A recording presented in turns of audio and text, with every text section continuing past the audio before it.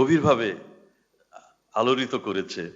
তাই আমরা দেখি জাতির পিতার সারা রাজনৈতিক জীবন জুড়ে কৃষক ও কৃষির উন্নয়ন ও কল্যাণ ভাবনা নিবিড়ভাবে কাজ করেছে।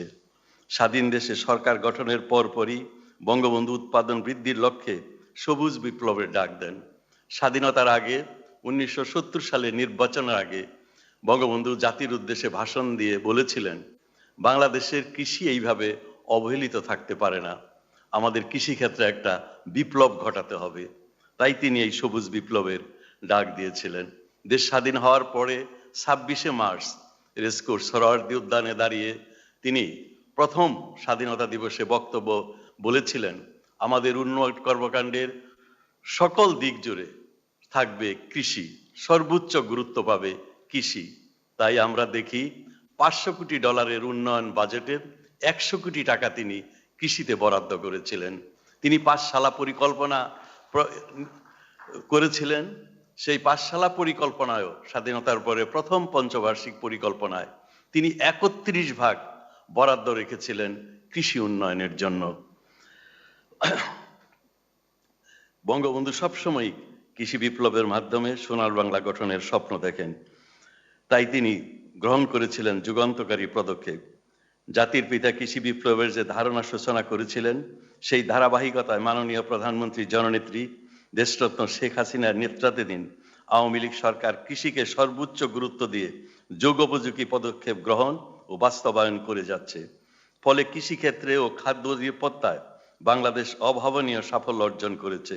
নানামুখী চ্যালেঞ্জ মোকাবেলা করে বাংলাদেশ দানাদার খাদ্যে আজ স্বয়ংসম্পূর্ণ। 2022-21 অর্থ বছরে মোট খাদ্য শস্যের উৎপাদন চাল, গম ও ভুট্টা 4,55,00,000 মেট্রিক টনে উন্নীত হয়েছে। শুধু মোট উৎপাদন নয়, বাংলাদেশের খাদ্যশস্যের উৎপাদনশীলতা বৃদ্ধি করে শীর্ষস্থানীয় দেশের তালিকায় উঠে এসেছে। বঙ্গবন্ধু উৎপাদনশীলতা বৃদ্ধির উপর গুরুত্ব আরোপ করেছিলেন। তিনি বলেছিলেন, আমার দেশের 1 একর জমিতে যে ফসল হয়, জাপানের 1 একর জমিতে তার 3 গুণ বেশি ফসল হয়। কিন্তু আমার জমি দুনিয়ার সেরা জমি। আমি কেন এই জমিতে ডাবল ফসল করতে পারবো না, দ্বিগুণ করতে পারবো না? আমি যদি দ্বিগুণ করতে পারি, তাহলে আমাদের খাদ্য কিনতে হবে না, আমাদের আর অভাব থাকবে না। বঙ্গবন্ধুর সেই আকাঙ্ক্ষা আজ বাস্তবে পরিণত হয়েছে। 1971-72 সালে হেক্টর প্রতি চাল উৎপাদন হতো 1 টনের কিছু বেশি। 20-21 সালে হেক্টর প্রতি চাল উৎপাদন গড়ে 4 টনেরও বেশি হয়েছে। সুধীমণ্ডলী, দেশি বিদেশি ফল চাষেও প্রভূত অগ্রগতি সাধিত হয়েছে। কফি, কাজু বাদাম, গুলমরিচ, ড্রাগন ফল সহ অপরাজিত ফসলের চাষাবাদে কৃষকদেরকে উৎসাহিত করা হচ্ছে। ফলে দেশীয় ফলের পাশাপাশি বিদেশি ফলের উৎপাদন প্রতি বছর বাড়ছে, তেমনি ফল আমদানি কমছে। 2019-20 অর্থ বছরে দেশে মোট ফল উৎপাদন হয়েছে 1,23,10,000 মেট্রিক টন। অপ্রচলিত ফল কাজু বাদাম 1,323 টন, স্ট্রবেরি 196 টন, ড্রাগন ফল 3,500 টন, কফি 55 টন উৎপাদন হয়েছে। বঙ্গবন্ধুর জন্মশতবর্ষে ও স্বাধীনতার সুবর্ণ জয়ন্তীতে কৃষি উন্নয়নের এই সাফল্য সারা পৃথিবীতে বহুলভাবে প্রশংসিত ও নন্দিত হচ্ছে। মুজিব বর্ষে আমাদের জাতীয় জীবনে একটি মহা আনন্দের ও গৌরবের ঘটনা। এই দৃষ্টান্ত বহুল ও বিশ্বময় প্রশংসিত অর্জন সম্ভব হয়েছে আমাদের জনবান্ধব প্রধানমন্ত্রী জননেত্রী শেখ হাসিনার দূরদৃষ্টি সম্পন্ন দিক নির্দেশনায়। কৃষি মন্ত্রণালয়ের দায়িত্বশীল তৎপরতা এবং কৃষি বিজ্ঞানী, কৃষিবিদ ও কৃষক সমাজের নিবিড় কার্যক্রমের ফলে। সুধীমণ্ডলী, চলমান কোভিড-19 কারণে বিগত 2 বছর ধরে সারা বিশ্ব এক চরম ক্রান্তিকাল ও সংকটের মধ্যে যাচ্ছে। এই সংকট মোকাবেলায় বাংলাদেশের করোনা ভাইরাস প্রাদুর্ভাবের শুরু হতেই সামনে থেকে নেতৃত্ব দিয়েছেন মাননীয় প্রধানমন্ত্রী শেখ হাসিনা। মাননীয় প্রধানমন্ত্রী সম্ভাব্য খাদ্য সংকট মোকাবেলায় কৃষিকে সর্বোচ্চ গুরুত্ব দিয়ে 1 ইঞ্চি জমিও যেন অনাবাদি না থাকে, বারবার সেই নির্দেশনা দিয়েছেন। মাননীয় প্রধানমন্ত্রীর নির্দেশনা অনুযায়ী কৃষি মন্ত্রণালয় সময়োপযোগী পদক্ষেপ গ্রহণ ও তা বাস্তবায়ন করে যাচ্ছে। ফলে সকল আকাঙ্ক্ষাকে পিছনে ফেলে করোনা মহামারীর মাঝেও বাংলাদেশ খাদ্য উৎপাদনের ধারা অব্যাহত রেখেছে। কৃষি মন্ত্রণালয়ের সার্বিক পদক্ষেপে 2020 অর্থবছরের রেকর্ড গুড় উৎপাদন হয়েছে 2,08,00,000 টন, দেশের ইতিহাসে সর্বোচ্চ। গত বছরের তুলনায় এবছর সকল ফসলের উৎপাদন বেড়েছে, যেমন মোটা চাল হয়েছে 3,86,00,000 টন, গম 12 লক্ষ টন, ভুট্টা 57 লক্ষ টন, আলু 1,06,00,000 টন, শাকসবজি 1,97,00,000 টন, তেল ফসল 12 লক্ষ টন ও ডাল ফসল 9 লক্ষ টন। এছাড়া মাননীয় প্রধানমন্ত্রীর নির্দেশনায় মেনে পেঁয়াজের সংসম্বর্ধ অর্জনে এক বছরেই কৃষি মন্ত্রণালয় 7 লক্ষ টন উৎপাদন বৃদ্ধি করতে সক্ষম হয়েছে। এবছর 33 লক্ষ টন পেঁয়াজ উৎপাদন হয়েছে। করোনাকালে মার্কিন যুক্তরাষ্ট্রকে পিছনে ফেলে বিশ্ব এখন বাংলাদেশ পেঁয়াজ উৎপাদনে স্থান পেয়েছে। সুধীমণ্ডলী, বর্তমান সরকার নির্বাচনী প্রতিশ্রুতি অনুযায়ী সকলের জন্য নিরাপদ ও পুষ্টিকর খাবারের নিশ্চয়তা দিতে নিরলসভাবে কাজ করছে। এটি করতে গেলে কৃষিকে লাভজনক ও আধুনিকায়নের মাধ্যমে গ্রামীণ কৃষিজীবী বৃহৎ জনগোষ্ঠীর জীবনমানকে উন্নত করতে হবে। এই লক্ষ্যে সরকার কৃষি যান্ত্রিকীকরণ, বাণিজ্যিকীকরণ ও প্রক্রিয়াজাতকে কার্যকর উদ্যোগ গ্রহণ ও বাস্তবায়ন করে যাচ্ছে। যান্ত্রিকীকরণে নেওয়া হয়েছে 3,000 কোটি টাকার বৃহৎ প্রকল্প, আর এর মাধ্যমে সারা দেশে অঞ্চল ভেদে 50 থেকে 70 ভাগ ভর্তুকিতে কৃষকদেরকে কৃষি যন্ত্র দেওয়া হচ্ছে। এটি সারা বিশ্বের একটি বিরল ঘটনা। শুধু বিপণন ব্যবস্থা গড়ে তুলতে মাননীয় প্রধানমন্ত্রীর নির্দেশনা মেনে শাকসবজি, আলু, ফলমূল ও কৃষি পণ্যের রপ্তানি বৃদ্ধি ও প্রক্রিয়াজাতে কৃষি মন্ত্রণালয় নিরলসভাবে কাজ করে যাচ্ছে। ইতিমধ্যে কৃষি মন্ত্রণালয় রপ্তানি ও প্রক্রিয়াজাতে সংশ্লিষ্ট বিভিন্ন মন্ত্রণালয়, সংস্থা, রপ্তানিকারক, প্রক্রিয়াজাতকারী, কৃষক, উদ্যোক্তা ও সুশীল সমাজ ও বিদেশে বাংলাদেশের দূতাবাস সহ বিভিন্ন অংশীজনের সাথে কয়েক দফা মত বিনিময় করেছে। সবার মাধ্যমে চিহ্নিত রপ্তানির ক্ষেত্রে বাধাসমূহ নিরসনে ও সুপারিশ সমূহ বাস্তবায়নে কাজ করে চলেছে। ইতিমধ্যে 2025 সালের মধ্যে 2,50,00,000 টন আলু রপ্তানি ও 22-23 সালে কৃষি পণ্যের রপ্তানি $2 বিলিয়ন উন্নীত করতে 2টি খসড়া রুটম্যাপ প্রণয়ন করা হয়েছে। এছাড়া রপ্তানি বৃদ্ধিতে আধুনিক কৃষি চর্চা মেনে ফসল উৎপাদন, গুড এগ্রিকালচার প্র্যাকটিসেস মেনে চলা উৎপাদন, রপ্তানি উপযোগী জাতের ব্যবহার, আধুনিক প্যাকিং হাউস নির্মাণ, অ্যাক্রিডিয়েটেড ল্যাব স্থাপন সহ নানান কাজ চলমান আছে। আধুনিক প্যাকিং হাউস নির্মাণ ও অ্যাক্রিডিয়েটেড ল্যাব স্থাপনের জন্য মাননীয় প্রধানমন্ত্রী শেখ হাসিনা আমাদেরকে পূর্বাঞ্চলে 2 একর জমি দিয়েছেন। সেখানে আধুনিক প্যাকিং হাউস নির্মাণের জন্য ইতিমধ্যেই এফএওর বিশেষজ্ঞ নিয়োগ করা হয়েছে এবং তারা কাজ শুরু করেছে।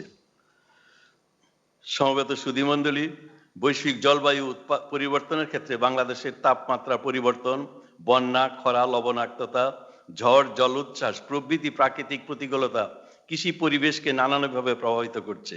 বর্ধিত জনসংখ্যার খাদ্য নিরাপত্তা নিশ্চিত করা আজ কৃষির জন্য একটি বড় চ্যালেঞ্জ। এই চ্যালেঞ্জ মোকাবেলায় বিশেষ গুরুত্ব সহকারে করা হয়েছে খরা, লবণাক্ততা, বন্যা ও জলাবদ্ধতা সহিষ্ণু ফসলের জাত ও উৎপাদন প্রযুক্তি উদ্ভাবনে। জীব প্রযুক্তি ব্যবহারের মাধ্যমে ফসলের জাত উন্নয়নে গবেষণা কার্যক্রম জোরদার করা হয়েছে। আমাদের কৃষি বিজ্ঞানীদের হাত ধরে ইতিমধ্যে অনেক সাফল্য এসেছে। যেমন দক্ষিণাঞ্চলের ঘেরের আইলে অফ সিজন তরমুজ, আগাম জাতের সিম, মরিচ সহ বিভিন্ন ফসল চাষ হচ্ছে। এক সময় সারা বছর যা পতিত থাকতো, সেখানে এখন ঘেরের পানিতে মাছ, পানির উপরে মাছ চাষ, বিভিন্ন রং ও স্বাদের অসময়ের তরমুজ ঝুলে আছে। সাতক্ষীরা সহ বিভিন্ন জায়গায় সামার টমেটো হচ্ছে। উত্তরবঙ্গ সহ বিভিন্ন জায়গায় বিনা 16, বিনা 17, ব্রি 75 সহ আগাম জাতের আমন ধান চাষ করা হচ্ছে। আপনারা শুনে খুশি হবেন, আমন ধান পাকতে আরো 1 মাস বাকি, 1 মাসেরও বেশি বাকি। সেখানে এইসব জাতের ধান কাটা আরো 15 দিন আগে আমরা ফসল দিবস করেছি। এতে আশ্বিন কার্তিক মাসেই মানুষের ঘরে খাবার উঠছে।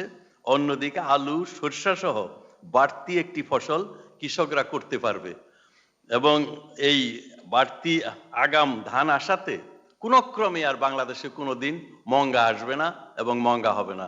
মঙ্গা আমরা চিরদিনের জন্য বাংলাদেশ থেকে তাড়িয়ে দিয়েছি। সুধীমণ্ডলী, বিশ্ব খাদ্য দিবসের এবারের প্রতিপাদ্য হলো আমাদের কর্মই আমাদের ভবিষ্যৎ। ভালো উৎপাদনে ভালো পুষ্টি, আরো ভালো পরিবেশে উন্নত জীবন। এই প্রতিপাদ্যের আলোকে সবার জন্য খাদ্য ও পুষ্টির নিরাপত্তা নিশ্চিত করতে প্রয়োজন সকলের সম্মিলিত প্রচেষ্টা। মাননীয় প্রধানমন্ত্রী আমাদের সকল অন্তহীন প্রেরণা ও শক্তির উৎস। আমরা সবাই মিলে তার নেতৃত্বে সকলের জন্য নিরাপদ ও পুষ্টিসম্মত খাদ্য নিশ্চিত করতে উন্নত সমৃদ্ধ বাংলাদেশ নির্মাণ করব। এবারের খাদ্য দিবসে এই হোক আমাদের অঙ্গীকার। মাননীয় প্রধানমন্ত্রী এবং সুধীমণ্ডলী, আমি একটি বিষয়ে আপনাদের দৃষ্টি আকর্ষণ করতে চাই। আজকের একটি পত্রিকা, তারা বহুল প্রচারিত বলে দাবিদার, সর্বোচ্চ সার্কুলেশনের দাবিদার, তারা প্রথম পাতায় একটি নিউজ করেছে বাংলাদেশে বিশ্ব খাদ্য দিবসের নিউজ, বাংলাদেশে খাদ্যে রাসায়নিক বিষক্রিয়া রয়েছে, বাংলাদেশের খাদ্য নিরাপদ নয়। প্রথম পাতায় প্রথম নিউজ। আমরা কাল একটি সংবাদ সম্মেলন করে আমাদের বিভিন্ন অর্জন সাফল্যগুলো তুলে ধরেছি। সে ব্যাপারে কোনো নিউজ নাই। একটা হতাশার নিউজ, ব্যর্থতার নিউজ যে বাংলাদেশের খাদ্যে বিষক্রিয়া, বিষ এবং দূষিত রাসায়নিক পাওয়া গিয়েছে। খুব কষ্ট লাগে, আমার খুবই ব্যথা লাগে ভাবতে, এদের দারিদ্রতা দেখে, মনের দারিদ্রতা দেখে। যে দেশ খাদ্য ঘাটতির দেশ ছিল, সারা পৃথিবীতে খাদ্যের ঝুলি নিয়ে আমরা ঘুরে বেড়াতাম।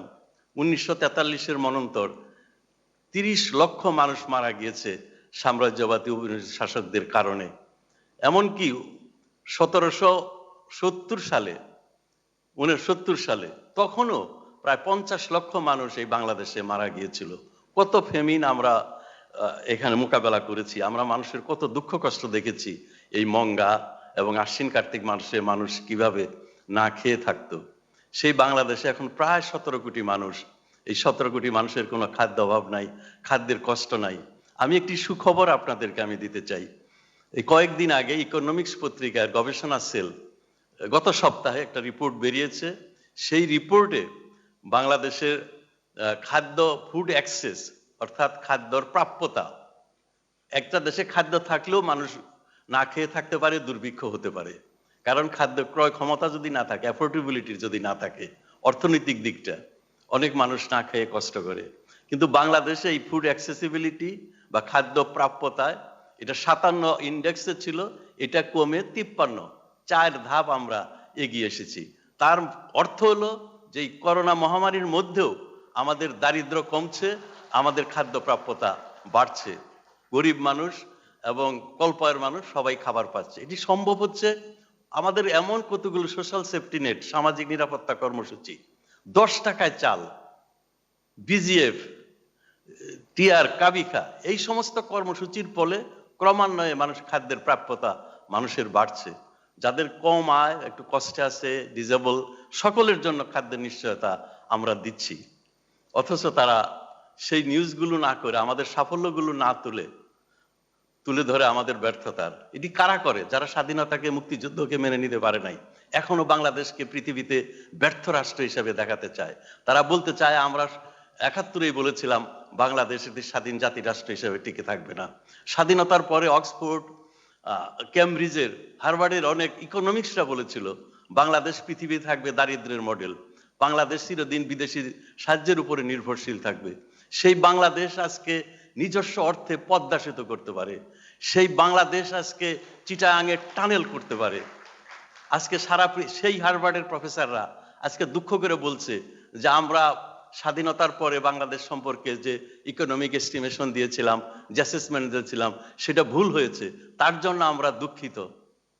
আর সেই বাংলাদেশে আমাদের কিছু কিছু পত্রিকার সম্পাদকরা, তারা মুক্তিযুদ্ধের, স্বাধীনতার পক্ষের দাবিদারও বলে, তারা আমাদের হতাশাগুলো তুলে ধরে।